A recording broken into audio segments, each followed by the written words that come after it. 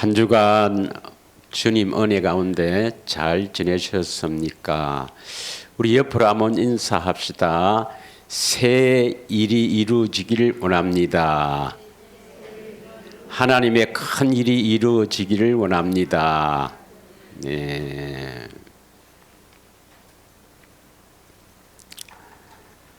올해는 우리 모두에게 새 일을 행하시는 여호와 우리 주님께서 반드시 이루어졌어.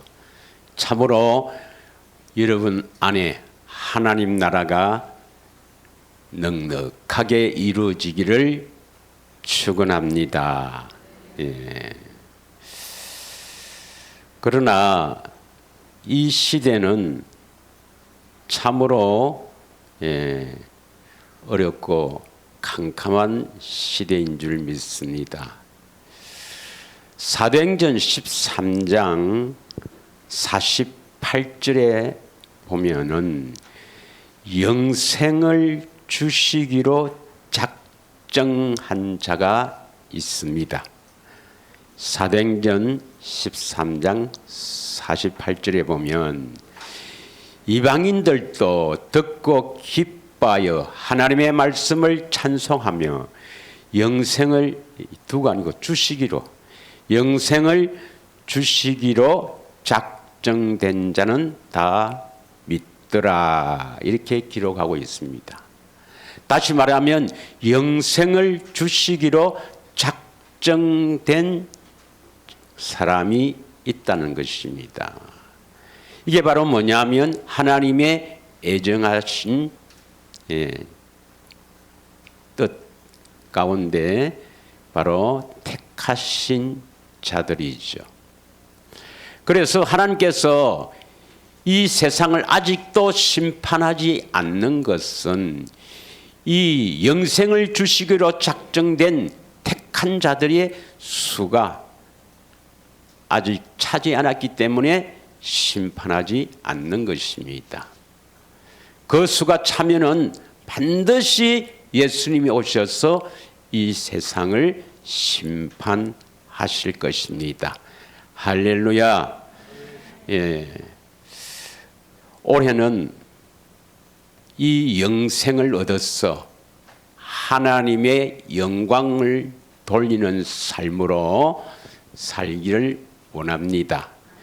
영생을 얻어야 새 사람이 되어야 새 이름을 가지고 새 사람을 되어야만 우리가 하나님의 영광을 위해 살 수 있고 새 노래도 부를 수가 있는 겁니다.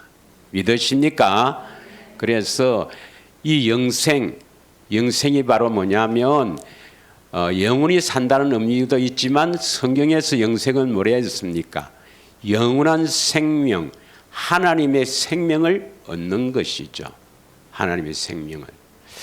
그래서 디도서 1장 2절에 보면 하나님께서 영원 전부터 약속하신 것이 영생입니다.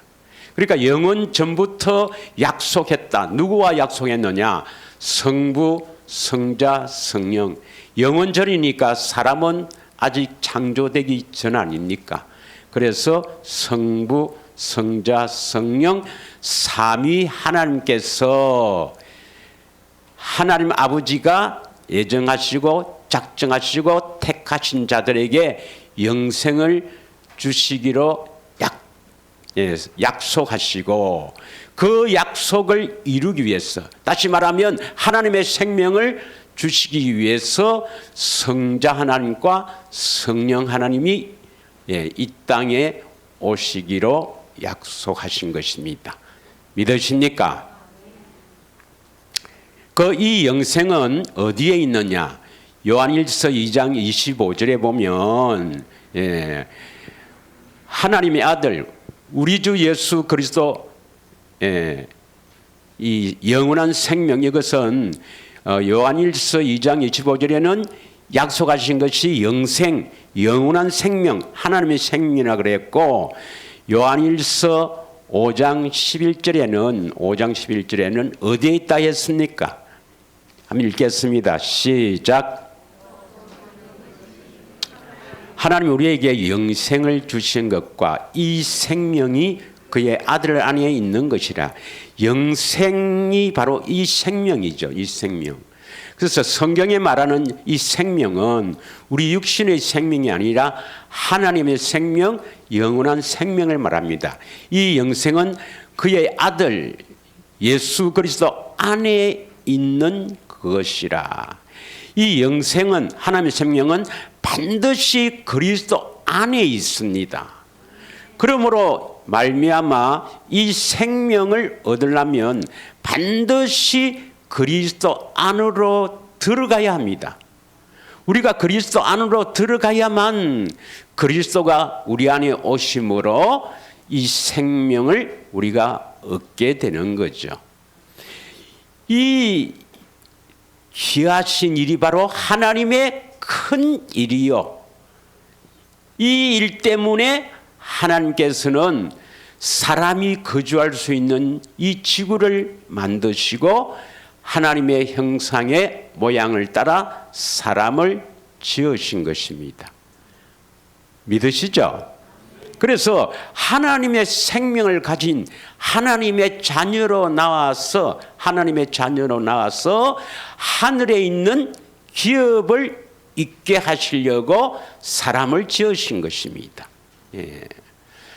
그래서 택하신 자들에게 영생을 주시기로 작정된 자들에게는 믿음을 주셔서 바로 이 생명을 주시는 줄 믿습니다. 자, 그러면 이 영생을 주시기 위해서 이제 두 분의 보혜사가 이 땅에 오시는데, 원 보혜사는 파라클로토스 보혜사는 예수님이고, 또 예수님과 다른 보혜사, 또 다른 보혜사는 진리의 성령님, 약속하신 성령님이 이 땅에 오시는 것입니다. 갈라디아서 4장 4절에서 5절을 한번 보겠습니다. 갈라디아서 4장 4절에서 5절 말씀입니다. 때가 참에 하나님이 그 아들을 보내사 여자에게서 나게 하시고 율법 아래 나게 하신 것은, 그러니까 때가 되어야 오시는 것이죠. 때가 되어야. 구약에 아무리 예언을 하시더라도 그리스도를 이 땅에 보내신다는 그 예언, 언제 오실 것이라는 예언이 되어 있으니까 때가 차야 오시는 것입니다. 때가 참에 하나님이 그 아들을 보내사 여자에게서 나게 하시고, 이 여자는 마리아라 생각할 수 있지만 아닙니다. 이 여자는 성령님입니다. 성령님. 여자가 성령님이다 이렇게 하니까 좀 이상하게 생각하는 분들도 있는데, 여러분, 인류의 조상 아담과 하와가 죄를 범하였을 때 하나님께서 즉시 복음을 주셔요. 복음을 선포하세요. 그게 창세기 3장 15절 원시 복음, 원시 언약이라 합니다. 창세기 3장 15절이 뭐죠? 여자의 후손이 뱀머리를 상하게 할 것이다. 기억나시죠? 그리고 21절에 가죽옷을 입혀주신다. 이게 복음이거든요. 원시 언약, 원시 복음을 합니다. 그러면 여자의 후손 할 때 그 여자의 후손은 예수 그리스도 아닙니까? 그러면 그 여자는 누굽니까? 마리아라고 주장한 사람은 천주교예요. 그 여자는 성령님입니다. 그 성령이라는 것을 우리가 어디서 알 수 있냐면, 여러분, 갈라디아서 4장 26절, 28절, 29절을 잘 읽어보십시오. 갈라디아서 4장, 또 우리 또 전도사님이 나오셨네요. 보세요. 4장 26절에 보면 오직 위에 있는 예루살렘은 자유자니 곧 우리 어머니라 해놨죠. 여자죠, 여자. 28절 너희들은 이삭과 같이 약속으로 태어난다. 예. 29절 그러나 그때 육체를 따라 난 자가 성령을 따라 난 자를 박해한 것 같이 이제도 그러하도다. 이 문맥은 육체를 따라 난 자는 누굴 말합니까? 이스마엘. 이스마엘은 누구에게 났어요? 하갈, 종. 그 다음에 성령을 따라 난 자는 누굽니까? 이삭이죠. 이삭. 예, 성령을 따라 난 자, 이삭이죠. 사라라 하지 않고 성령을 따라 났다. 30절. 그러나 성경이 무엇을 말하느냐? 여종과 그 아들을 내쫓아라. 여종은 하갈을 말합니다. 예, 그 아들 이스마엘입니다. 여종의 아들이 자유 있는 여자의 아들. 여기서 자유 있는 여자, 이것도 누구예요? 아까 26절에 위에 있는 예루살렘 우리 어머니라 했죠. 이게 바로 자유 있는 여자.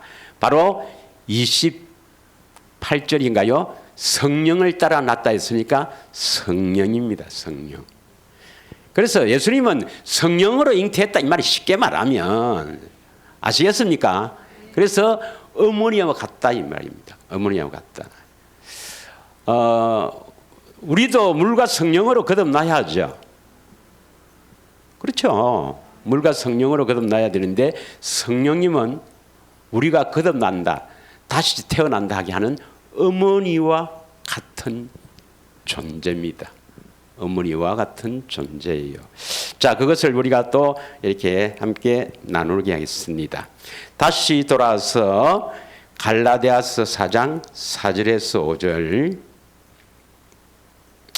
그 아들을 보내사 여자에게 나게 한 것은, 성령을 통해 나게 하는 것은, 율법 아래에 나게 하신 것은 율법 아래에 있는 자들을 속량하시고 우리로 아들의 명분을 얻게 하려 하심이라.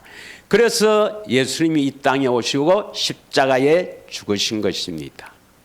그러면 예수님께서는 십자가에서 다 이루었다고 하시고 영원히 떠나가시다 숨을 거두었는데, 그 놀라운 예수님의 사역을, 예수님께서 이루신 그 놀라운 것을 나에게 이루어지도록 하시는 분이 누구예요?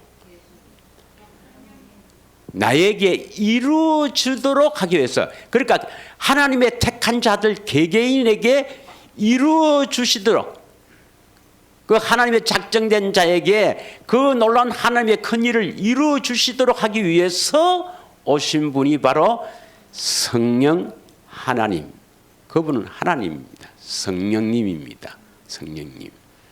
그래서 사도행전 2장에 우리가 1절부터 4절까지 보면 오순절 날이 이름에 때가 되었다 이 말이죠. 때가 되어서 성령께서 애정하신 분, 택정한 자에게 예수님의 놀라운 이루신 그 사역을 이루어 주시려고 오신다 이 말입니다.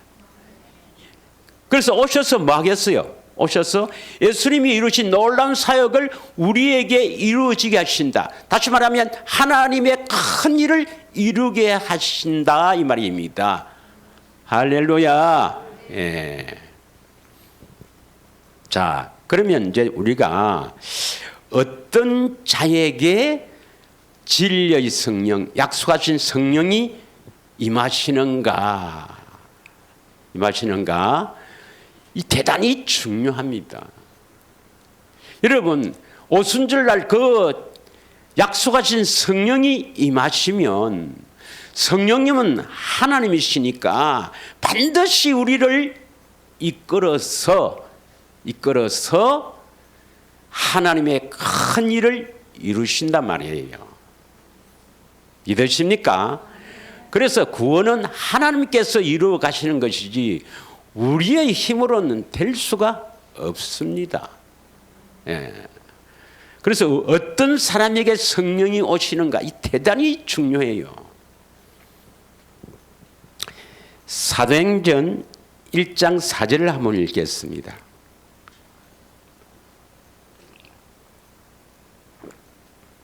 예수님께서 성천하기 직전에 하신 말씀입니다. 사도와 함께 모이사 그들에게 분부하여 이르시되 예루살렘을 떠나지 말고 내게서 들은 바 아버지께서 약속하신 것을 기다리라. 예수님께서요 부활하시고 성천하기 직전에 사도들에게 사랑하는 사도들에게 예루살렘을 떠나지 말고 내게 들은 바 내가 너희들에게 이야기를 했지 않느냐 너희에게 말했지 않느냐 들은 바 아버지께서 약속하신 것을 기다리라 했습니다. 그래서 아버지께서 약속하신 것이 뭐냐 1차적으로는 오순절날 약속하신 성령이고 넓게는 왜 약속하신 성령을 보내십니까? 하나님의 약속을 이루기 위해서거든요. 하나님의 큰 일이 뭡니까? 하나님의 큰 일이 하나님의 생명을 가진 하나님의 자녀로 세우는 것, 하나님의 자녀로 재창조하는 일, 이게 하나님의 큰 일이거든요. 그래서 하나님께서 약속하신 영생을 주시기 위해서 약속하신 성령을 보내신다 이 말입니다. 그래서 성령님을 약속의 성령이라 이렇게 말합니다. 이해하시겠습니까? 자, 물론 1차적으로 요엘 선지자를 통해서 미리 예언하셨죠. 미리 요엘 선지자를 통해서 성령을 보내주실 것이라고 예언을 했습니다. 물론 1차적으로는 요엘 선지자에게 예언하신 그 예언의 성취라고 베드로가 설교하죠. 그러나 크게 보면 결국 왜 약속의 성령을 보내십니까? 하나님의 약속인 영생을 주시기 위해서 보내신다 이 말입니다. 그래서 성령님, 이 약속하신 성령이 오셔야 우리는 하나님의 약속을 이루어 주셔서 영생을 얻을 수가 있다. 더 쉽게 말하면 하나님의 자녀가 될 수가 있다 이 말입니다. 그러면 어떤 사람에게 약속을 성령을 보내시는가 중요하잖아요. 사도행전 1장 8절 한번 보겠습니다. 성령을 받으면 어떻게 되는가? 성령을 받으면 어떻게 되는가? 많은 분들이 이 말씀을 전도할 때 이 말씀을 사용합니다마는 이 말씀의 진정한 의미는 어디에 있느냐? 잘 알죠? 우리가 암송도 하고 1장 8절 한번 보겠습니다. 시작. 오직 성령이 임하시면 너희가 권능을 받고 예루살렘과 온 유대와 사마리아와 땅끝까지 이르러 내 증인이 되리라 하시니라. 이 말씀은 여러분 성령을 임하면 권능을 받습니다. 이 권능이 뭐냐면 다이너마이트 같은 이 권능은 새 이름입니다. 새 이름. 나중에 새 이름 때 하겠습니다. 성령이 임하면 새 이름을 받게 됩니다. 그리고 핵심이 뭐냐면 내 증인이 되리라 했습니다. 증인. 지금 예루살렘과 온 유대와 사마리아와 땅끝까지 가는 것이 중요한 게 아니고 그게 핵심이 있는 게 아니고 성령이 임하면 권능을 받고 내 증인이 되리라 이 말입니다. 여러분 증인은 어떤 사람을 증인석에 세웁니까? 뭐 우리가 청문회 할 때나 혹은 법원에서 보면 이 증인으로 세우는 사람은 보고 들은 것이 있는 사람을 증인석에 세웁니다. 믿습니까? 그런데 보고 들은 것도 없이 막 이야기를 하면 그걸 뭐랍니까? 위정자래요. 위정자. 믿으십니까? 그러면 내 증인이 되리라 했으니까 반드시 성령이 임하면 예수님을 보게 되고 예수님의 음성을 듣게 되고 증인으로 선다 이 말입니다. 믿으십니까 여러분? 그래서 예수님을 보고 예수님의 음성을 듣고 증인이 되어서 선포하는 자가 바른 증인입니다. 그런데 그렇대 카대 위정자가 얼마나 많은지 모릅니다. 반드시 여러분 성령이 임하면 주님을 보고 음성을 듣게 되고 증인으로 서게 됩니다. 할렐루야. 그러면 이제 어떤 사람에게 우리가 이 성령을 주시는가 이게 중요하거든요. 사도행전 2장 1절에서 4절 우리 다시 한번 보겠습니다.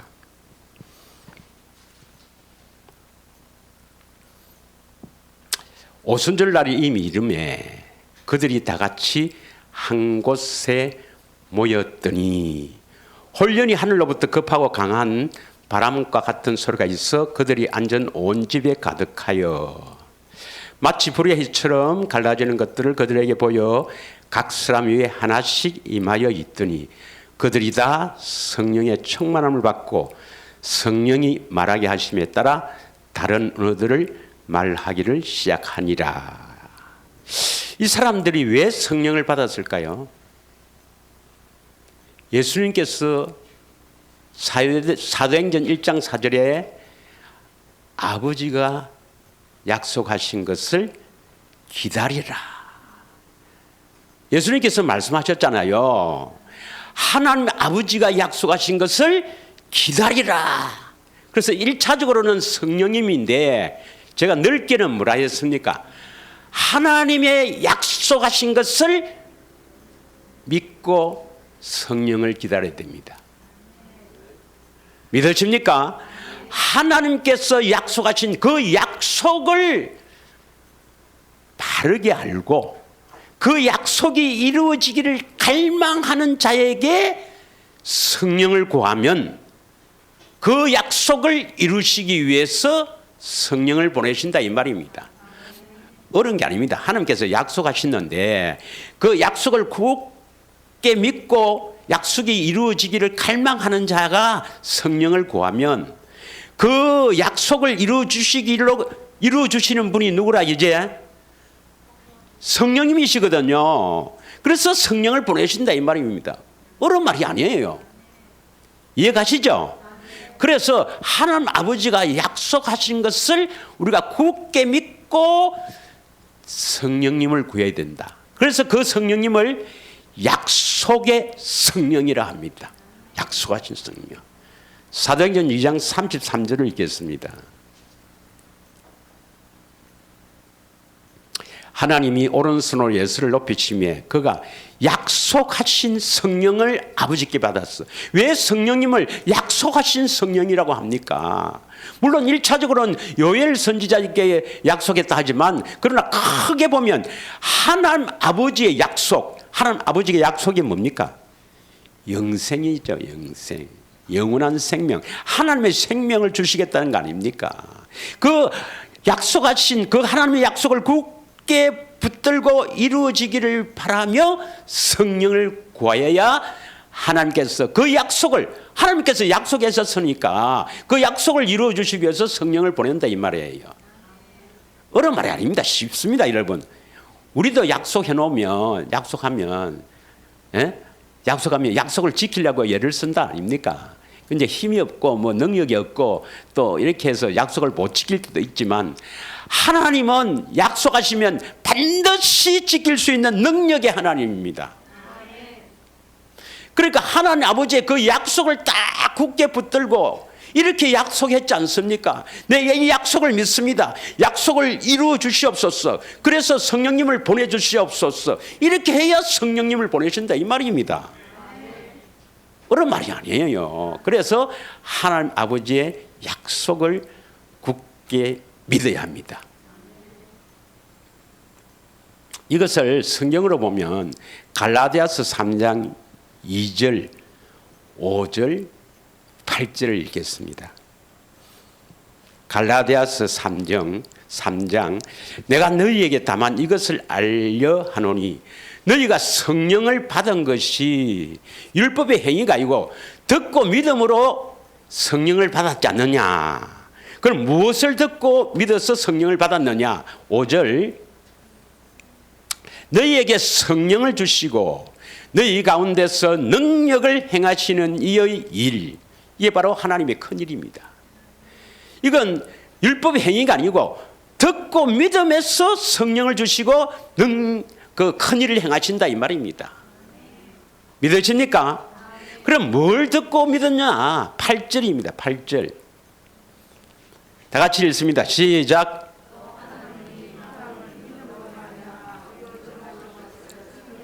먼저 아브라함에게 복음을 전하되 모든 이방이 너로 말미암아 복을 받으리라 하였느니라.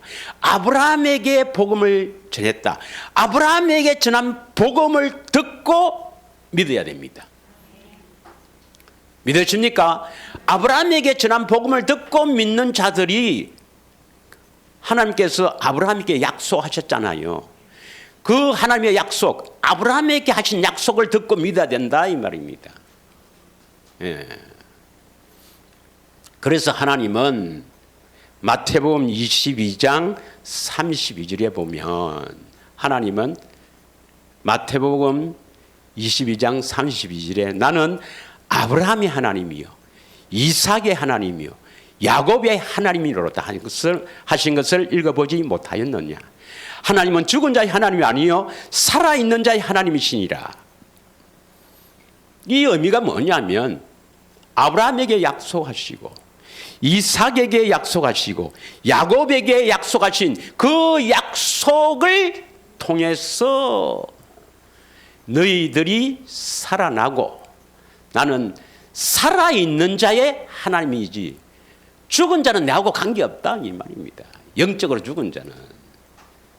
믿으십니까? 그래서 우리가 살아나려면 반드시 하나님의 약속을 믿어야 되는데 그 약속은 조상들에게 한 약속입니다. 그래서 사도행전 13장 32절에서 33절을 보면 바울은 복음을 전하는 바울은 무엇을 전파했느냐? 사도행전 13장 32절에 우리도 조상들에게 주신 약속을 너희에게 전파한다. 조상들에게 주신 약속을 전파한다. 이걸 복음으로 전했다는 것입니다. 33절 곧 하나님이 예수를 일으키사 우리 자녀들에게 이 약속을 이루게 하셨다.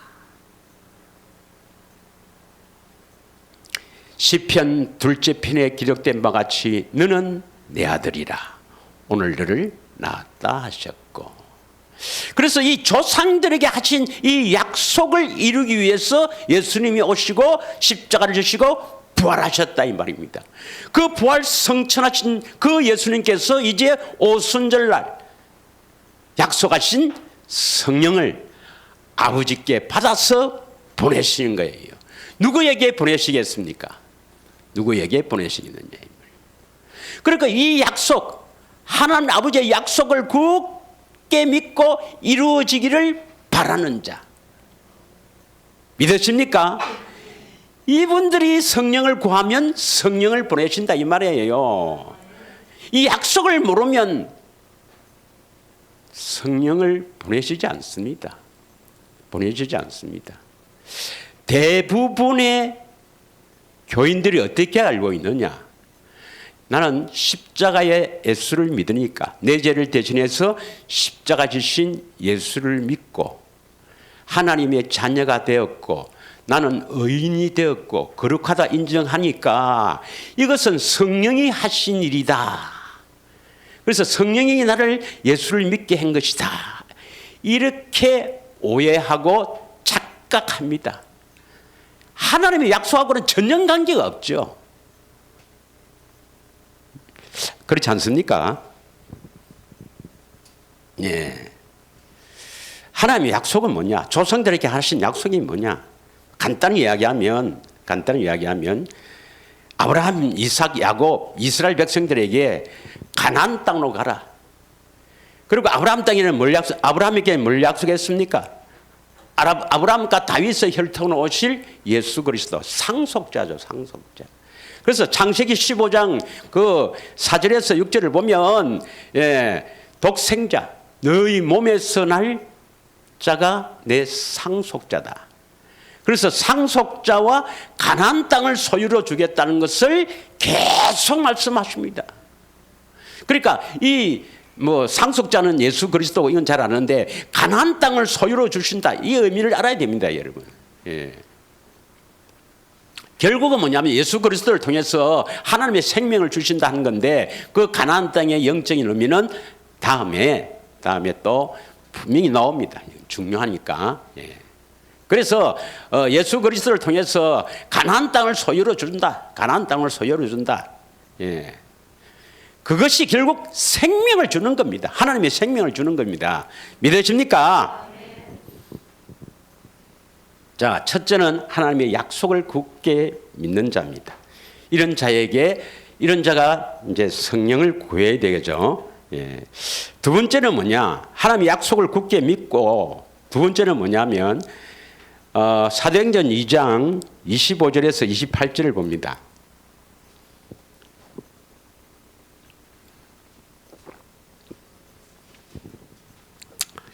그 성령, 오순절날 성령이 임했을 때 베드로가 그 하나님의 그 약속에 대해서 말씀하시면서 예수 그리스도의 죽으심과 부활을 선포하면서 하시는 그 설교의 내용 중에 나오는 겁니다. 다윗이 그를 가르쳐 이르되 내가 항상 내 앞에 계신 주를 배웠으며 나로 요동하지 않게 하시기 위해 그가 내 우편에 계시도다.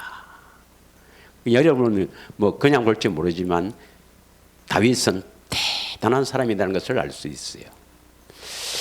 그가 내 우편에 계시다는 것을 항상 내 앞에 계신 줄을 배웠습니다. 우편에 계신다는 것은 능력으로 나를 붙드신다는 것입니다. 그래서 다윗은 항상 내 앞에 주가 계시다는 것을 보았다 이 말입니다. 보았다. 또 보았다니까 육안으로 보았다라고 생각하는데 그게 아닙니다. 육안으로. 알았다, 깨달았다 이 말입니다.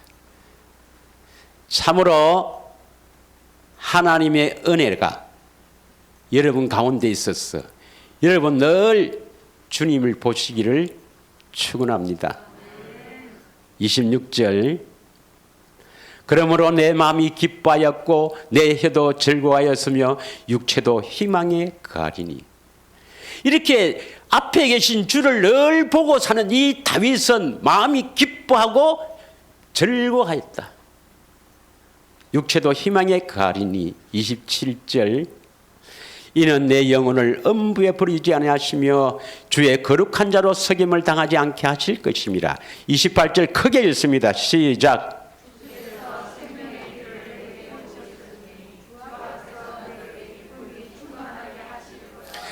다윗은 생명의 길을 주님이 보여주심으로 말미암아 싹 보고 그 길을 갔다 이 말입니다.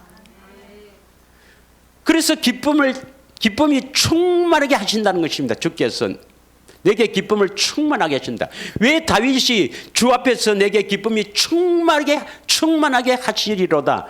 왜 기쁨이 충만하게 하셨나? 이 생명의 길을 보여주시니까요.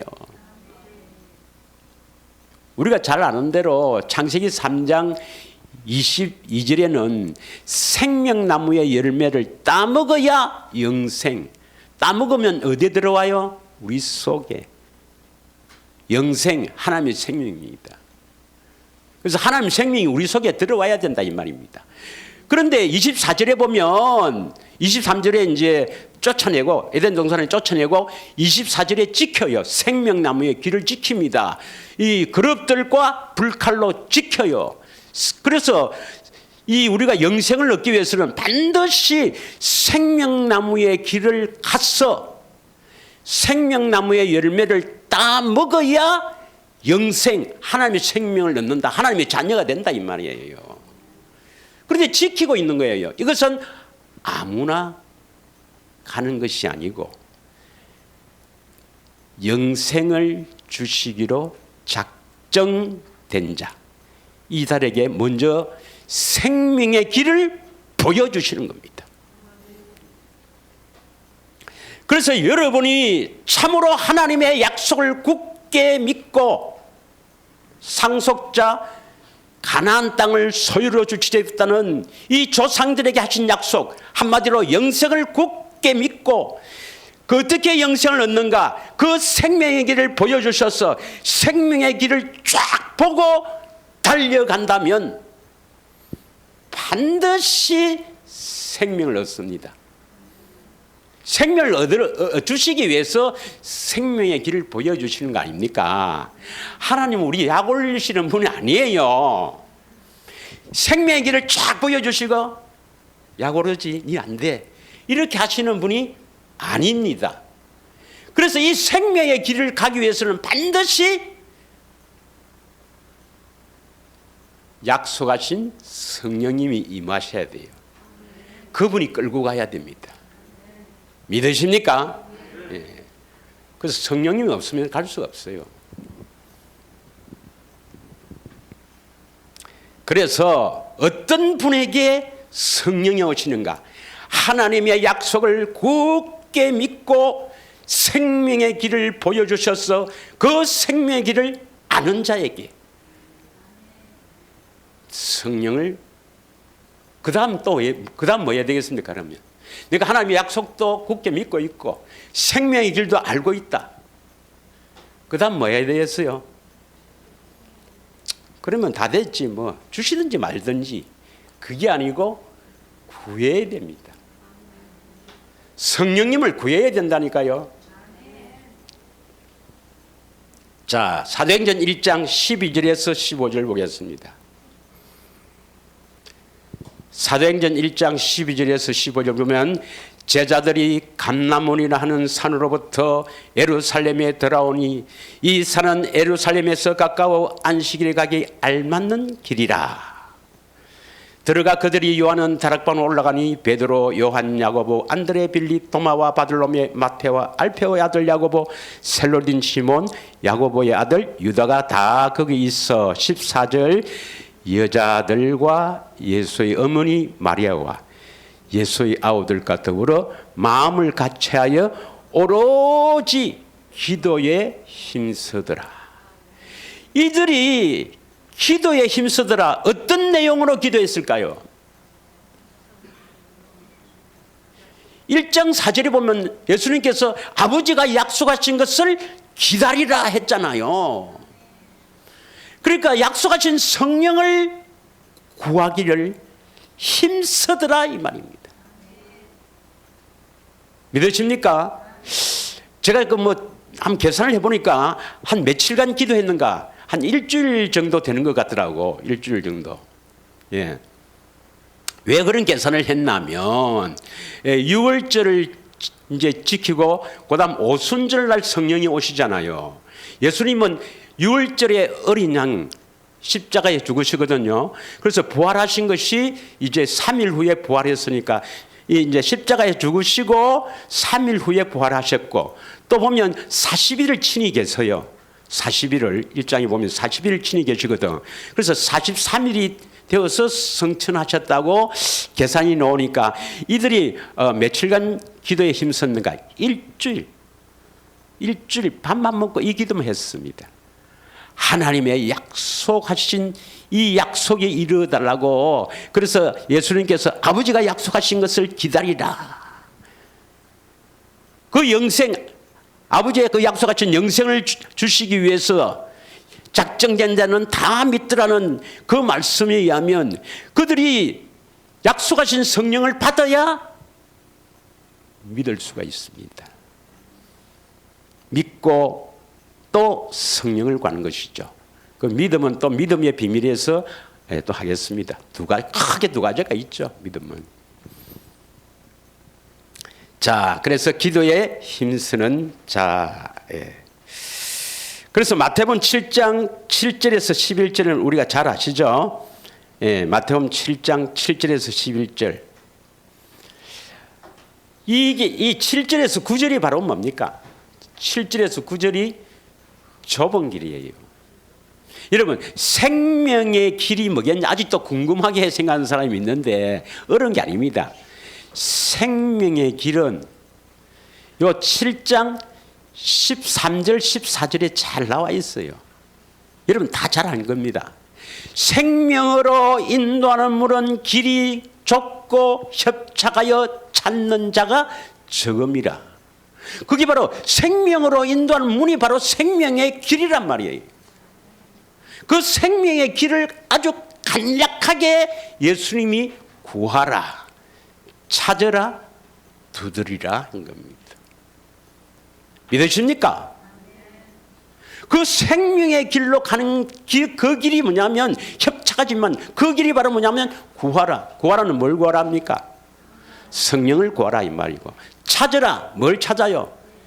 1번 내가 필요한 거 찾는다. 2번 예수님을 찾는다. 어느 겁니까 여러분? 예수님을 찾는 거 아닙니까? 두드리라는 것은 뭘 두드립니까? 예수님이 양의 문이 아닙니까? 요한복음 10장 7절에. 그래서 예수님 자신이 양의 문이니까 문을 두드리지 않습니까? 문을 두드리라는 것은 예수님을 두드리라 이 말입니다. 예수님을 찾았어. 성령을 통해서 예수님을 찾아 만났어. 그 예수님 문을 두드리라. 예수님을 두드려야 됩니다. 두드린단 말이 뭡니까? 사랑합니다. 내가 예수님을 마음을 다해, 뜻을 다해, 목숨을 다해 사랑합니다. 그 고백이 바로 두드리는 겁니다. 믿으십니까? 그래서 예수님을 마음을 다해, 뜻을 다해, 목숨을 다해 사랑하는 이 길이 바로 생명의 길인데, 이 생명의 길로 가는 유일한 법을 또 배워야 되죠. 그래서 그 길을 가야 됩니다. 그게 지난 한 해에도 내가 18년 개척에서부터 계속 진리의 법대로 살아라. 경건의 훈련을 해라. 믿음의 경주를 해라. 어떤 어려운 시련이 와더라도 인내하며 믿음으로 인내하며 이 길을 가라. 늘 이야기를 한 그 길입니다. 믿으십니까? 자, 그래서 이 성령은, 약속하신 성령은 하나님의 약속을 굳게 믿고 그 약속이 이루어지기를 바라는 자들이 하나님께서 보여주시는 생명의 길을 쫙 보고 생명의 길을 보고 성령을 구해서 이제 생명의 길을 가는 거예요. 갑니다.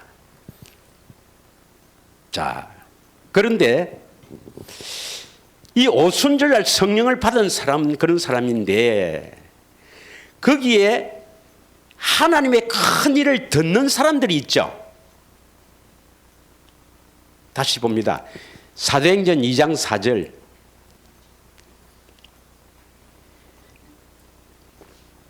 자, 다 같이 읽습니다. 시작. 그들이 다 성령의 충만함을 받고 성령이 말하게 하심을 따라 다른 언어들로 말하기를 시작하니라. 이 중요한 말입니다.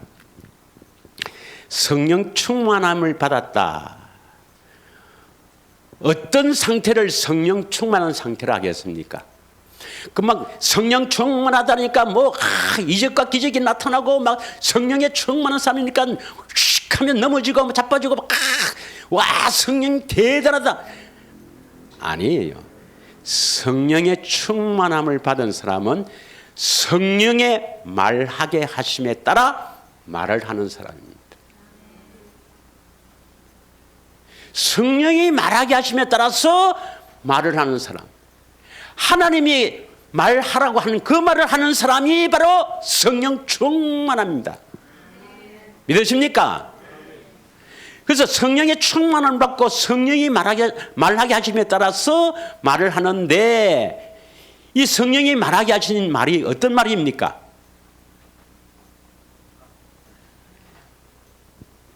11절 우리가 요즘 하는 제목이 뭐예요? 하나님의 큰 일을 말하지요. 그레데인가 아라비아인들이라 우리가 다 우리의 각 언어로 하나님의 큰 일을 말함을 듣는도다. 믿으십니까? 성령이 뭘 말하게 하십니까? 하나님의 큰 일을 말하게 하는 거예요. 예. 그들에게 각지로 모인 유대인이나 유대계에 입교한 그들에게 각지로 모인 이들이 오순절을 지키기 위해서 예루살렘 성에 모였을 때에 그들에게 성령께서 뭘 말한다고요? 하나님의 큰 일을 말하는 거예요. 믿으십니까? 그러면 하나님의 큰 일을 말을 해갖고 그들이 알아들을 수 있는 언어, 그들의 언어로 왜 성령께서 하나님의 큰 일을 말을 할까요?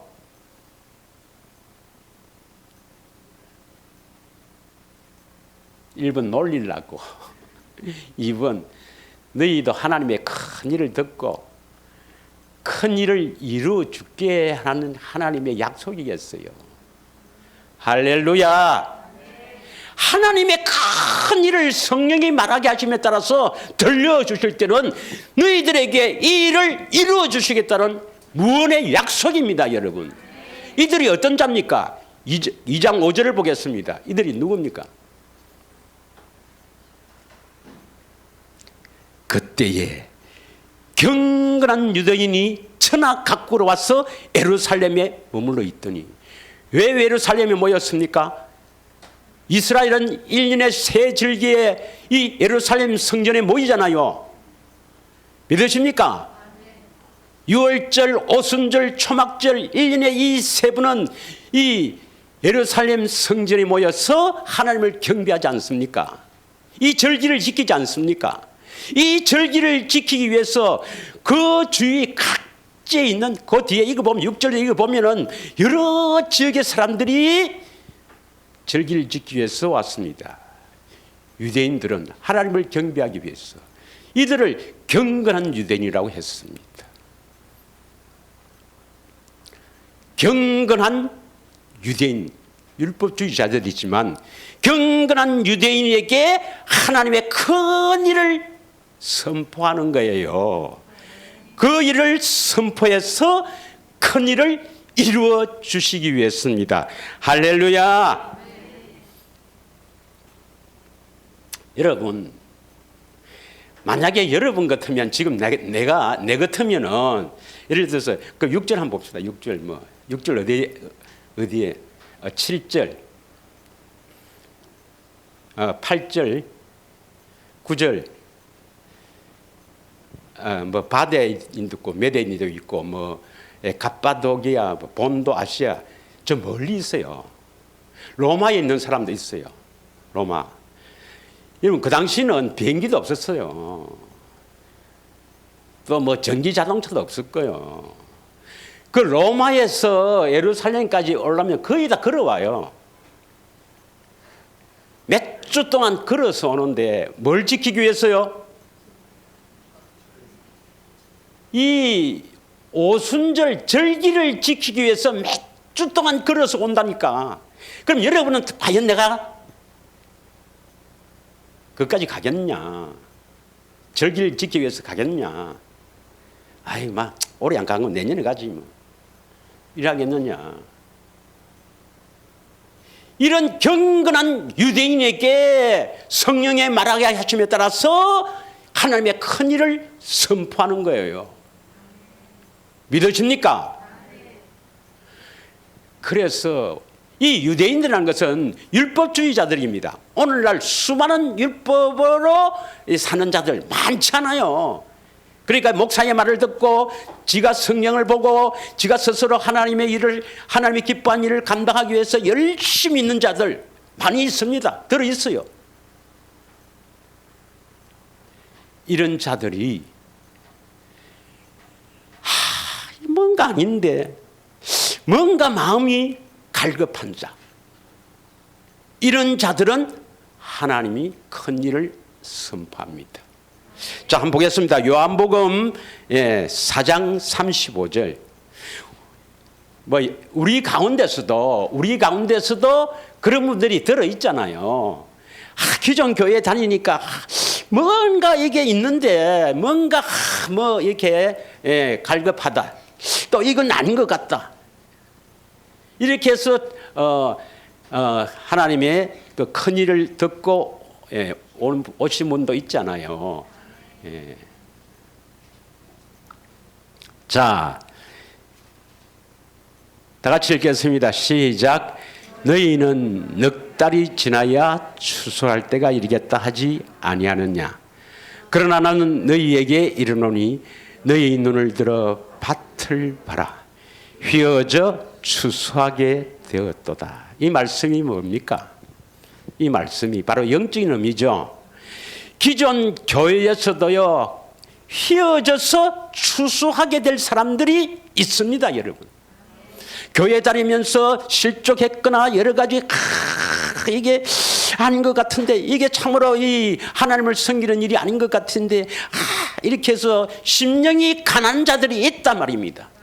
이런 자들을 하나님께서는 불러서 하나님의 큰 일을 선포하는 겁니다.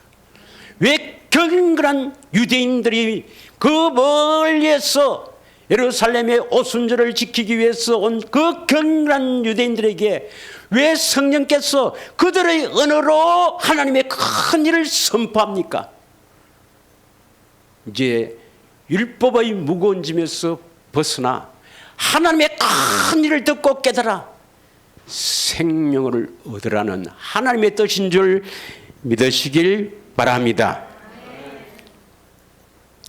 자, 그러면 하나님의 큰 일이 바로 뭐냐? 하나님의 큰 일이 바로 세일입니다. 세일. 예. 자, 우리 사도행전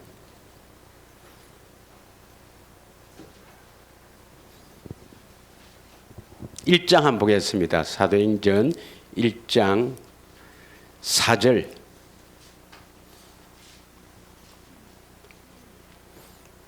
아버지의 약속하신 것을 기다리라. 그렇게 하죠. 약속하신 것을 기다리라. 첫째는 내가 뭐랬습니까? 약속하신 성령이고, 두 번째는 하나님 아버지의 약속은 영생입니다. 영생을 주시기 위해서 성령을 보내신다 이 말입니다. 자, 그럼 1장 3절을 딱 올라가 보면 뭐라고 되어 있습니까? 1장 3절입니다. 그가 고난 받으신 후에 또한 그들에게 확실한 많은 증거로 친히 살아계심을 나타내사 40일 동안 그들에게 보이시며 하나님 나라의 일을 말씀하시니라. 이 하나님 나라의 일이 바로 하나님의 큰일입니다. 그러면 이 하나님 나라가 어디에 세워져야 됩니까? 반드시 우리 안에 일이 세워져야 되죠. 그래서 누가복음 17장 20절에서 21절에 보면은, 누가복음 17장 20절에서 21절에 보면 바리새인들이 묻잖아요. 예수님께 직접 묻습니다. 하나님 나라가 언제 임하십니까? 오늘날에도 많은 율법으로 사는 사람들이 예수님이 언제 오시는가, 예수님의 재림에만 관심이 있어요. 먼저 하나님의 생명을 얻어서 하나님의 자녀가 되어야 재림에 신경 쓰지. 믿으십니까?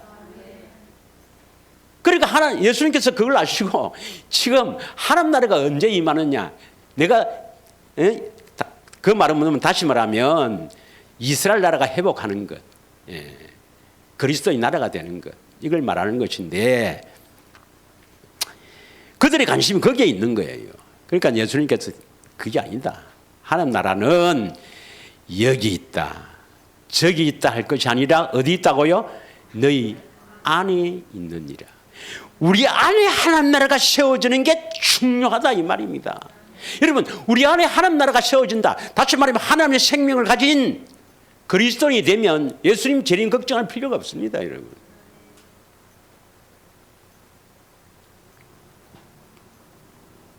하나님 나라가 되는 그것이 중요한데, 이 하나님 나라가 되는 일이 바로 하나님의 큰 일이에요.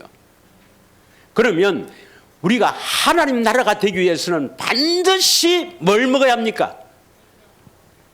오늘 본문의 말씀 이사야 43장 19절에서 21절입니다.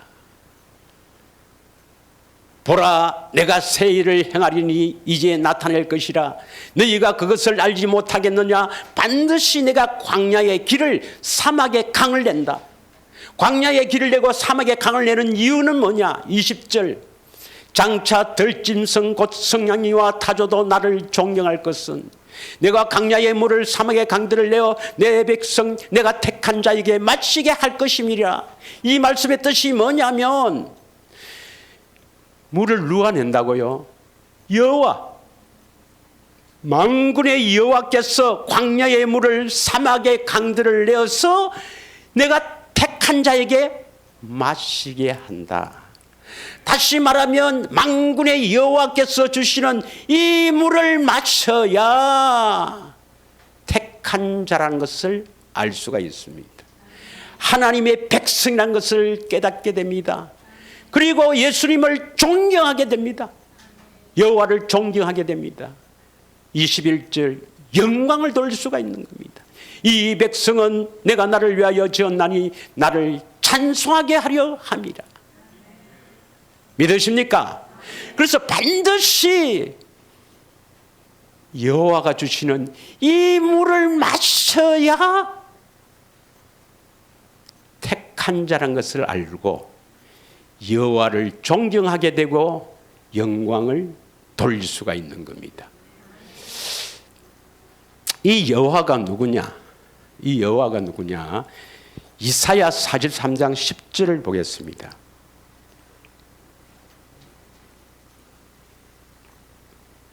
나 여호와가 말하노라. 너는 나의 증인 나의 종으로 택함을 입었나니 이는 너희가 나를 알고 믿으며 내가 그인 줄 깨닫게 하려 함이라. 내가 그인 줄 깨닫게 함이라. 여기서 내가는 누굽니까? 내가는 위에 보면 10절 위에 보면 여호와가 말하노라 했으니까 여호와죠. 여호와. 지금 말씀하시는 여호와이지 않습니까? 여호와가 그인 줄 깨닫게 하렵니다. 그가 누구겠어요? 나의 전에 지음을 받은 신이 없느니라. 나의 후에도 없느니라. 이러면서 이제 그 19절부터 생수 이야기를 하지 않습니까? 할렐루야. 예, 아멘 해야 빨리 마칩니다.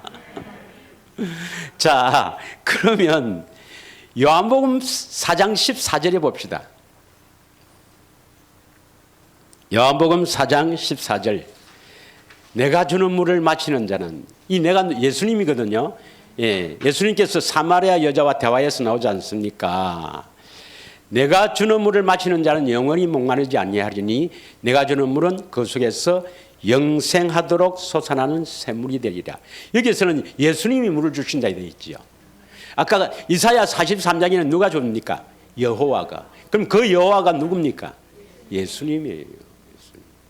우리에게 생수를 공급하시는 분은 예수님입니다.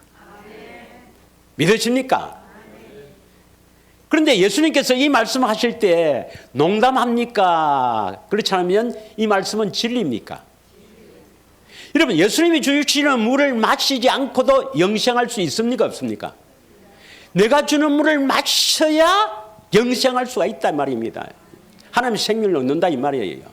우리가 하나님의 생명을 얻기 위해서는 반드시 예수님이 주시는 물을 마셔야 합니다. 이 물을 생수, 생명수라 합니다. 그러면 이 물이 뭔지, 이 물을 어떻게 마시는지, 이 물을 마시면 어떻게 되는지 이걸 알아야 된다 이 말이에요. 여러분, 우리 어머니의 뱃속에 아이가 10달 동안 있을 때도 양수를 먹고 자라지요. 그건 다 알 거고.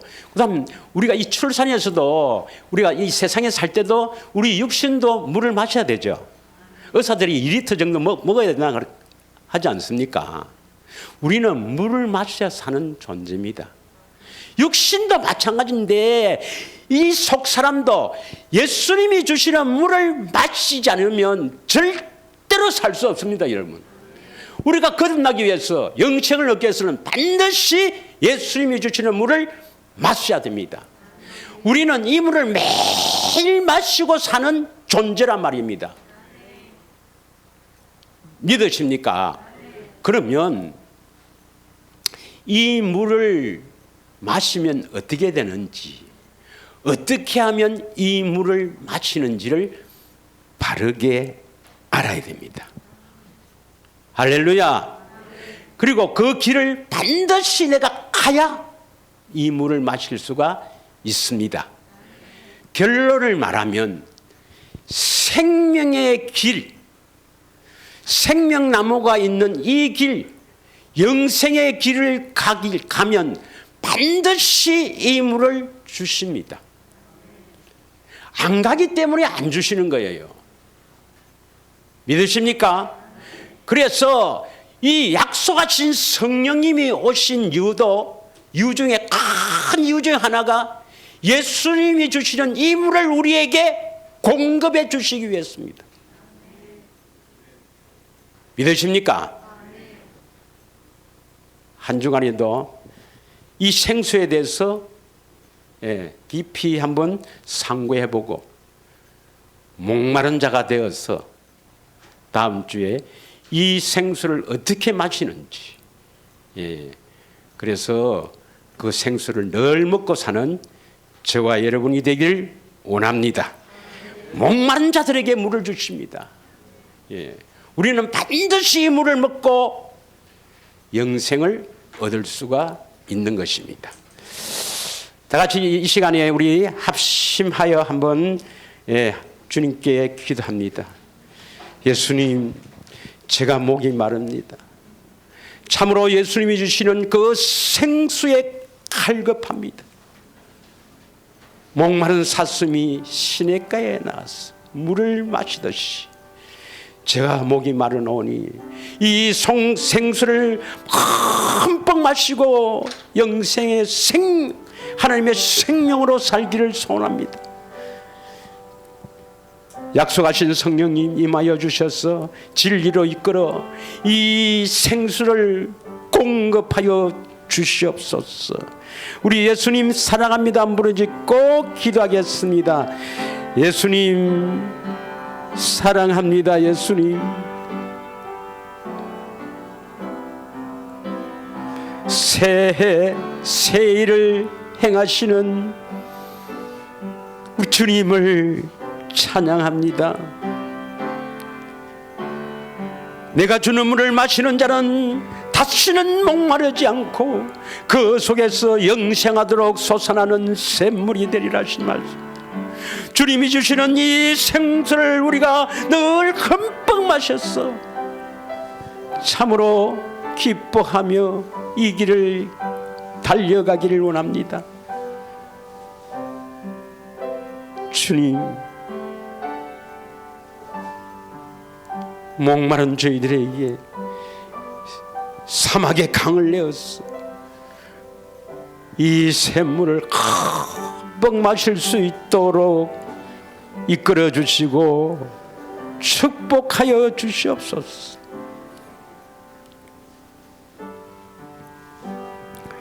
우리의 생명과 마음 되신 예수님의 이름으로